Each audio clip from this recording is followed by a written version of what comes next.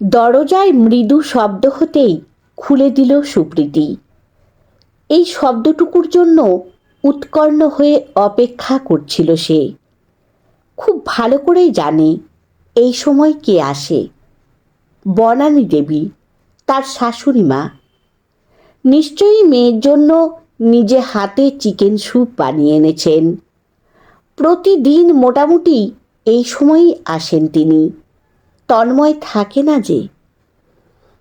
চোখ ভর্তি জল নিয়ে বাটিটা হাতে নেয় সে।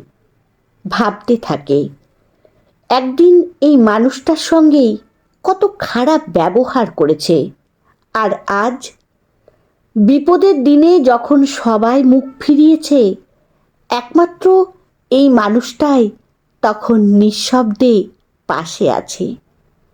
সেও অপেক্ষায় আছে ভুল শুধরে নেওয়ার।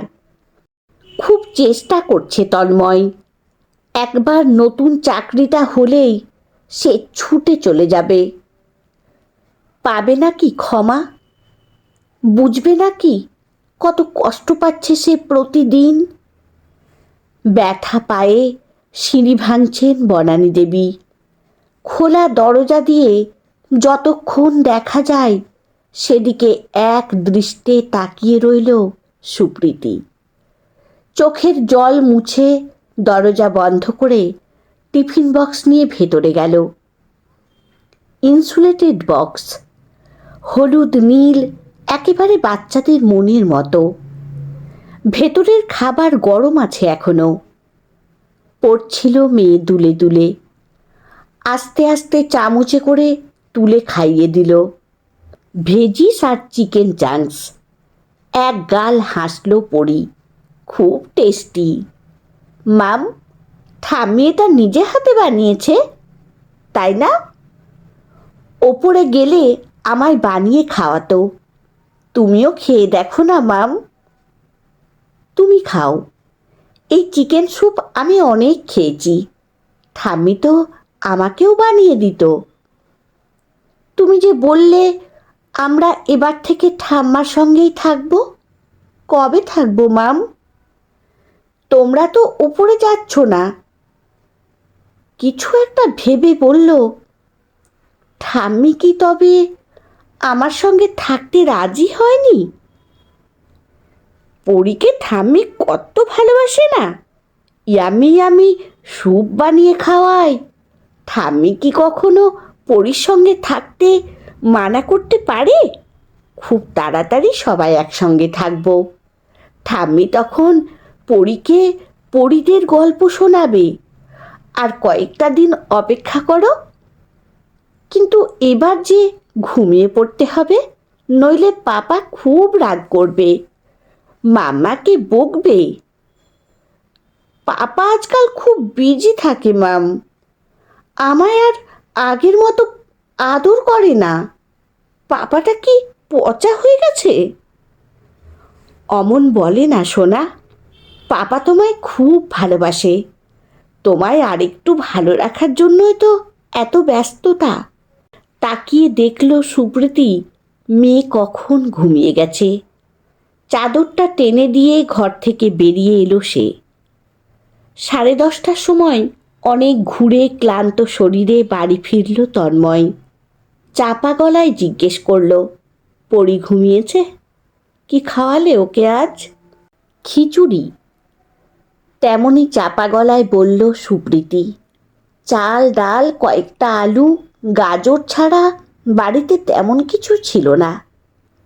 মিথ্যে বলতে গিয়ে গলার কাছটা দলা পাকাচ্ছিল সুপ্রীতির। বনানী দেবীর বারণ আছে। তাছাড়া সে নিজেও জানে আসল কথা শুনলে তন্ময় ভীষণ রেগে যাবে। তার যে বড্ড আত্মসম্মান বোধ। যদি কোনোভাবে জানতে পারে দুরবস্থায় পড়ে বউ মায়ের থেকে খাবার অথবা আর্থিক সাহায্য নিচ্ছে, তাহলে একটা ভালো মন্দ কিছু। স্পষ্ট কথা তার। সুখের দিনে যখন তোমার কথা মতো অসহায় মাকে একলা ছেড়ে আসতে পেরেছি, আজ দুঃখের দিনে তার কাছে ঝুলি পেতে দাঁড়াতে পারবো না। তুমিও যাবে না, যা জুটবে তাই খাবে। প্রেমের শুরু থেকেই সুপ্রীতি জানত মা আর ছেলে ছাড়া তন্ময়দের সংসারে কেউ নেই।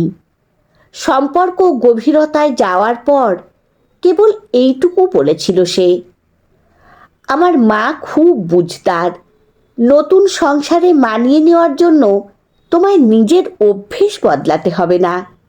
দেখবে মাই কেমন নিজের মতো করে দিব্যি মানিয়ে গুছিয়ে নিয়েছে, মেয়ে করে রাখবে তোমায়। কথাটা মিথ্যে নয়, বিয়ের পর সংসারে এসে বুঝেছিল সে। কিন্তু 2 কামরার ফ্ল্যাটে প্রাইভেসির অভাব মাঝে মধ্যে বড্ড পীড়া দিত তাকে। বিরক্ত হতো সে, আর সেই বিরক্তি রাতের বেলা ঝড় হয়ে আছড়ে পড়ত তন্ময়ের বুকের চওড়া বেলাভূমিতে। বেডরুমের 4 দেওয়াল ছাপিয়ে কখনো কখনো পৌঁছে যেত তা বনানী দেবীর কানে। ব্যক্তিত্বময়ী বনানী দেবী এক ছুটির দিনে ছেলে বউকে ডেকে বললেন, সুদূর অতীতে গুরুজনেরা বলে গেছেন দূরে থাকলে সম্পর্ক ভালো থাকে। এই কমপ্লেক্সেরই নিচের তলায় তন্ময়ের বাবা আরেকটা ফ্ল্যাট কিনেছিল ছেলে চাকরি পাওয়ার পরপর। তার কিছু টাকা অবশ্য তন্ময়ও দিয়েছিল। তোমরা নিচের ফ্ল্যাটে শিফট করে যাও, নিজের সংসার সাজাক সুপ্রীতি মনের মতো করে। আমার মনে হয় সম্পর্কটা তাতে ভালো থাকবে। সপ্তাহে 1 দিন 2 দিন দেখাশোনা তো হবেই। উৎসবে আনন্দে তোমরাও আসবে, আমিও যাব। তন্ময়ের হাজারো আপত্তিতে সেদিন কান দেননি ভদ্রমহিলা, বরং দাঁড়িয়ে থেকে নিজে হাতে গুছিয়ে দিয়েছিলেন ছেলে বউয়ের আলাদা সংসার। স্বস্তি পেয়েছিল সুপ্রীতি, পেয়েছিল নিজের মতো করে বাঁচার আস্বাদ। 2 বছর উড়ে বেড়ানোর পর কোল জুড়ে এসেছিল পরী। সবটাই এখনো কেমন যেন স্বপ্নের মতো মনে হয়। নাতনি হওয়ার আনন্দে নেচে উঠেছিলেন বনানী দেবী। সদ্যজাতকে সুপ্রীতিকে ক্ষমতা অনুযায়ী যত্ন করেছেন, আদর করেছেন। কিন্তু তন্ময়ের হাজারো অনুরোধেও এক ছাদের নিচে থাকতে রাজি হননি। এমনকি পরীর মুখে ভাতের অনুষ্ঠানের দিন সব কিছু সামলে দিয়ে রাত 12টায় টুকটুক করে সিঁড়ি ভেঙে চলে গেছেন নিজের ফ্ল্যাটে। মা ছেলের মধ্যেকার অভিমানের প্রাচীর আরও দৃঢ় হয়েছে। দরজা খোলা থাকায় ড্রয়িং রুমে বসে ওপরের দরজার চাবি খোলার শব্দ পেয়েছে সুপ্রীতি। সুপ্রীতির মাও এসেছিলেন। নাতনির দেখাশোনা করে মেয়ের সংসার গুছিয়ে দিয়ে কিছুদিন বাদে ফিরে গেছেন নিজের বাড়িতে। সব কিছুই মসৃণ চলছিল।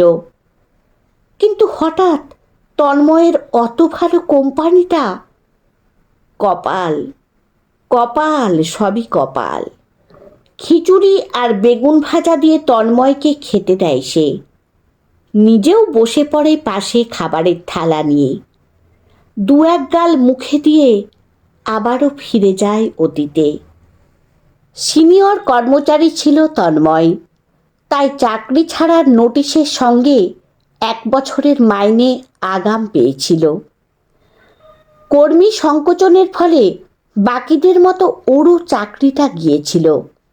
আর সংসারের হা মুখের কবলে পড়লে ওইটুকু টাকায় কী বা হয়? দিনের পর দিন দুঃখে কষ্টে সংসার টানতে টানতে একদিন সে বলে ফেলেছিল, মায়ের কাছে গিয়ে থাকলে হয় না? আমি না হয় নিজের ভুল স্বীকার করে নেব। অন্যায় তো আমি করেছি, তোমাদের মধ্যে তো কিচ্ছু হয়নি। নিজেরই তো মা, বিপদের দিনে সন্তানকে নিশ্চয়ই ফেলে দেবে না। মোটা অঙ্কের পেনশন, মোটামুটিভাবে আমাদের চলে যাবে। পরিটাকে দেখছো তো? সম্পদের দিনে যাকে ছেড়ে এসেছি, আজ বিপদের দিনে হাত পেতে দাঁড়াবো তারই কাছে? প্রশ্নই ওঠে না। সেদিন যখন নিজের মতো করে আনন্দে থাকতে পেরেছ, আজ দুঃখের দিনে একইভাবে মানিয়ে নিয়ে থাকতে শেখো। কিন্তু না, পারেনি সুপ্রীতি। সেদ্ধ ভাত না খেতে পারা মেয়ের করুণ মুখ তাকে চুপ করে থাকতে দেয়নি। ছুটে গিয়েছিল সে শাশুড়ির কাছে, মেয়ের কথা বলে কেঁদে পড়েছিল। পরদিন থেকেই এই লুকোচুরি চলছে। নিজের সন্তানকে বুকে জড়িয়ে অনুভব করতে পারে সুপ্রীতি সন্তানের প্রতি মায়ের আকুল টানের কথা। কতখানি অভিমান বুকে চেপে রেখে নিপুণ হাতে বনানী দেবী তাদের সংসার সাজিয়ে দিয়েছিলেন। না, আর একই ভুল করবে না সে। মোটামুটি একটা চাকরি পেলেই তন্ময়ের সঙ্গে গিয়ে ক্ষমা চাইবে, মিলিয়ে দেবে মা ছেলেকে, শুধরে নেবে ভুল। ভুল তো মানুষ মাত্রই করে, ক্ষমা নিশ্চয়ই পাবে সে। মা কি কখনো সন্তানকে ক্ষমা না করে থাকতে পারে? কেটে যায় দিন, রাত আসে, কোনো দিক থেকেই আশার আলো চোখে পড়ে না সুপ্রীতির। শাশুড়ির দয়ায় পরীর জন্য মাছ মাংস ডিমটুকু জুটে যায়। মেয়েটা যে বড্ড আদুরে, খালি জিজ্ঞেস করে, আমরা সবাই কবে একসঙ্গে থাকবো মা? ঠাম্মি আমায় গপ্প বলবে তো? রোজ রাতে ঠাম্মির কাছে গপ্প শুনবো। চোখের জলে ভাসে সে, নয়ন মুদে ঈশ্বরকে ডাকে। আর কতদিন, আর কতদিন গেলে এ বিষম পরীক্ষা শেষ হবে? নিজের কষ্টের জন্য ভাবে না সে। সুখ পাখি দাঁড়ে বসেছিল যতদিন আনন্দে থেকেছে, এখন দুঃখ বেদনার সময়। জীবনের অংশ বলে মানিয়ে নেবে তাকেও। শুধু যদি মা ছেলেকে একবার সে মিলিয়ে দিতে পারত, তাহলে হয়তো এত কষ্টের মধ্যেও শান্তিতে থাকত সে। শাশুড়ির দেওয়া মাছ আর সবজি ডাল দিয়ে ভাত মেখে মেয়েকে খাইয়ে উঠেছে সবে। এমন সময় কলিং বেলটা শব্দ করে বেজে উঠল। এক মুহূর্তের জন্য চমকে উঠল সুপ্রীতি। এমন সময় এলো কে? মিনতিদি নয় তো? কিন্তু এত তাড়াতাড়ি তো মিনতিদির আসার কথা নয়। হয়তো আজ তাড়া আছে। বিয়ের পর থেকে মিনতিদিকে দেখছে সে। গত 25 বছর ধরে শাশুড়ি মার কাছে কাজ করছে মিনতিদি। হাসি খুশি মানুষটা বড় ভালোবাসে তন্ময় আর পরীকে। তাই জেনে শুনে তাদের এই লুকোচুরিতে সঙ্গ দিচ্ছে। পায়ে ব্যথা বলে নাতনির দুপুরের খাবারটা শাশুড়িমা মিনতিদির হাত দিয়েই পাঠিয়ে দেন। টিফিন কৌটো ফেরত নিয়ে যাওয়ার দায়িত্বও তার। ভাবতেই খানিকটা সময় গেছে, এখনও কলিং বেলটা বেজে চলেছে। প্রায় ছুটে গিয়েই দরজা খুলে দিল সে। ঘামে ভেজা চেহারা নিয়ে বাইরে দাঁড়িয়ে তন্ময়। অন্যান্য দিনগুলোর মতো আজ তার মুখে হতাশার কালচে ছাপ নেই। সামান্য একটু হাসি লেগে আছে ঠোঁটে, যেন অন্ধকারের মাঝে এক বিন্দু আলোর আভাস। বুঝলে প্রীতি, শেষ পর্যন্ত ভাগ্যের শিকে ছিঁড়ল। যদিও মাইনে আগেরটার চেয়ে খানিক কম, কিন্তু আমাদের তিনজনের ভালোভাবেই চলে যাবে। কাল থেকে নতুন মাস শুরু। সকাল 10টার মধ্যে জয়েন করতে হবে। এই নাও অ্যাডভান্সের টাকা। অ্যাকাউন্ট থেকে তুলে আনলাম। টাকাগুলো হাতে নিয়ে হাত দুটো জোর করে কপালে ঠেকায় সুপ্রীতি। এতদিনে ঈশ্বর মুখ তুলে চেয়েছেন। চলো দুজনে মিলে মাকে গিয়ে বলতে বলতে সুপ্রীতি দেখল ভুরু কুঁচকে তন্ময় তার দিকেই তাকিয়ে আছে। কি গো, কি হলো তোমার? এভাবে কি দেখছো? আমি কি নতুন নাকি? ওই টিফিন বক্সটা, আঙুল দিয়ে হলুদ রঙা টিফিন ক্যারিয়ারটা দেখায় তন্ময়। ওটা এখানে এলো কিভাবে? মনে মনে জিভ কাটল সুপ্রীতি। বড্ড ভুল হয়ে গেছে আজ। মনের ভুলে ক্যারিয়ারটা ডাইনিংয়ে রেখে দিয়েছে। ভেবেছিল ধুয়ে ফেলবে, কিন্তু সে সময় আর পেল কই? এসে পড়ল তন্ময়। আসল কথা হলো, সেই মুহূর্তে সরানোর বিষয়টা মনেও হয়নি তার। ভেবেছিল খেয়ে নিয়ে ধুয়ে রাখবে। কিভাবে ভাববে রোজ রাতে ফেরা তন্ময় হঠাৎ এই ভর দুপুরে বাড়ি এসে হাজির হবে? কি হলো, উত্তর দিচ্ছ না কেন? কোথা থেকে এলো এই টিফিন বক্স? তবে কি? আমি তো কিনেছিলাম শপিং মল থেকে, পরীর জন্য। বছর দুয়েক আগের কথা ভুলে গেছো তুমি? মিথ্যেটা বলতে গলা কেমন কেঁপে গেল সুপ্রীতির। একটাই ভরসা, তন্ময় পুরনো কথা মনে রাখতে পারে না, ভুলে যায়। কাজের চাপে পড়ে হয়তো অনেক কিছুই ভুলে যায় আমি, কিন্তু এই টিফিন বক্সের রং, সাইজ, এমনকি কোণের দিকের একটু ঘষা লাগাটা পর্যন্ত আমার স্পষ্ট মনে আছে। কেন জানো? বাবা চলে যাওয়ার আগের বছর জন্মদিনে আমাকে এই টিফিন ক্যারিয়ারটা গিফট করেছিলেন। তখন সদ্য চাকরি পেয়েছি, অফিসে টিফিন নিয়ে যাওয়ার জন্য। অত সকালে তাড়াহুড়ো থাকতো, ভালো করে খেয়ে যেতে পারতাম না যে। তবে কি মা আজ এখানে এসেছিল?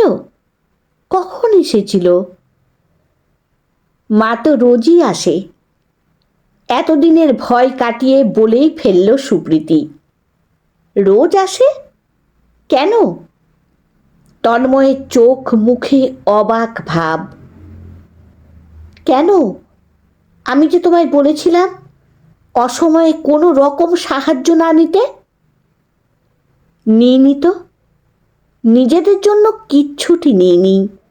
মা যদি নাতনির জন্য আসেন, আমি কি তাতে আপত্তি করতে পারি? এমন সময় কলিং বেলটা বেজে উঠল।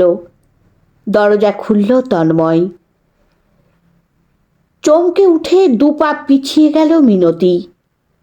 তবে কি সব জেনে গেল ছেলেটা, তাই দুপুরে বাড়িতে বসে আছে তার অপেক্ষায়?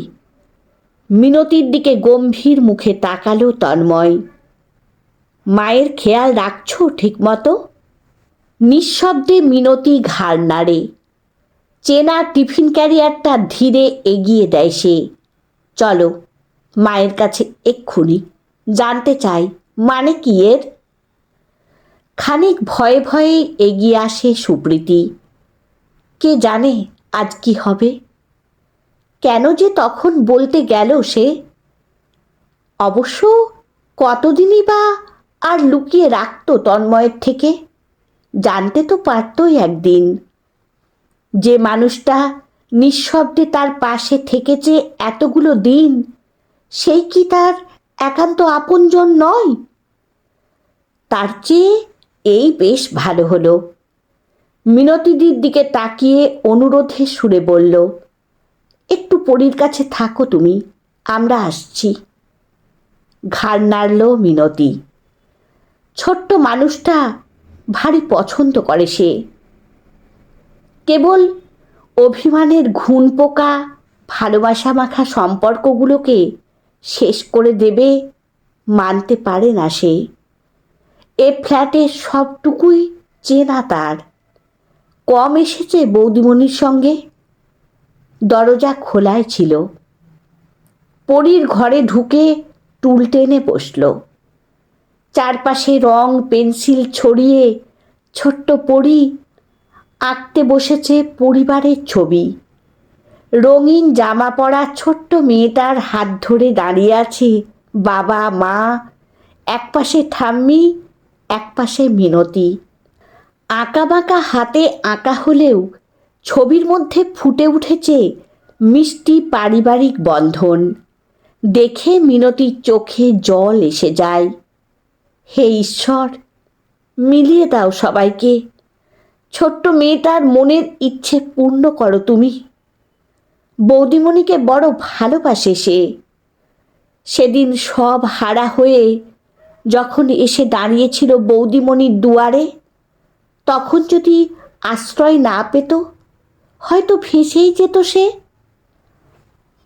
লঘু পায়ে মরালির ছন্দে সিঁড়ি বেয়ে উঠতে লাগল সুপ্রীতি। জানে সে তুমুল ঝড়ের শেষে আকাশ পরিষ্কার হয়ে যায়, ধরায় শান্তি বিরাজ করে। তাকে কেন্দ্র করে মা ছেলের মধ্যে যে অভিমানী বাতাস পাক খেয়ে চলেছে এতদিন, আজ তার সমাপ্তি ঘটবে। একসঙ্গে মিলে যাবে পরিবার।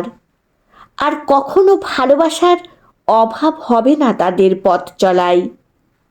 কলিং বেলের শব্দে দরজা খুলে মিনতির বদলে সস্ত্রীক তন্ময়কে দেখে চমকে উঠলেন বনানী দেবী।